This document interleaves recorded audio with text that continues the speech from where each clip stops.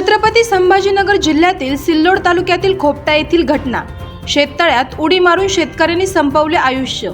मी आत्महत्या करतोय, आता तरी शासनाने डोळे उघडावे। मराठा आरक्षणासाठी उचलले टोकाचे पाऊल। सिल्लोड तालुक्यातील खोपटा येथील एका 38 वर्ष इस्माने नापीक कर्जबाजारीपणा व मराठा समाजाला आरक्षण मिळत नसल्याच्या कारणाने खोपटा येथील स्वतःच्या शेतात असलेल्या शेततळ्यात उडी घेऊन आत्महत्या केली। हा प्रकार रविवारी दुपारी 12 वाजता उघडकीस आला आहे। त्याने शनिवारी रात्री आत्महत्या केली असावी असा पोलिसांचा अंदाज आहे।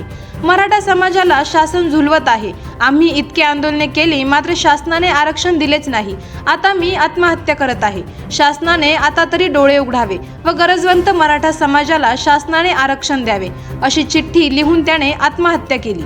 समाधान रायभान काळे, वय वर्ष 38, राहणार खोपटा असे मयत इसमाचे नाव आहे। समाधान काळे हा त्यांच्या घरातून कोणालाही काही न सांगता 1 फेब्रुवारी 2025 रोजी रात्री 1 वाजता घरातून निघून गेला होता। त्यानंतर त्याचे प्रेत रविवारी त्याच्या शेततळ्यात मिळून आले। त्यांना अग्निशामक दलाच्या सहाय्याने शेततळ्यातून रविवारी दुपारी बाहेर काढून अजिंठा ग्रामीण रुग्णालयात दाखल करण्यात आले। माहिती मिळत आज अजिंठा पोलीस ठाण्याचे पोलीस निरीक्षक अमोल ढाकणे, फौजदार गणेश काळे व पोलीस कर्मचारी घटनास्थळी दाखल झाले होते। आत्महत्येपूर्वी लिहिली चिठ्ठी।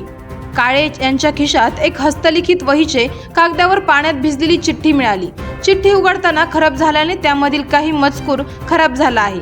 त्यात लिहिले आहे की मी रायबान काळे, खोपटा नापीक आणि शेकडो मोर्चे आंदोलने झाली, तरी सुद्धा मराठा समाजाला आरक्षण मिळाले नाही।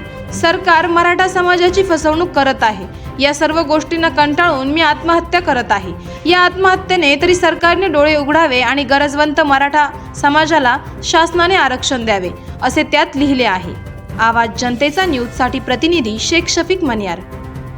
आहे लाईव्ह कार्यक्रम किंवा आहे कसले आंदोलन, जनसामान्यपर्यंत पोहोचेल आपला हक्काचा आवाज, आवाज जनतेचा।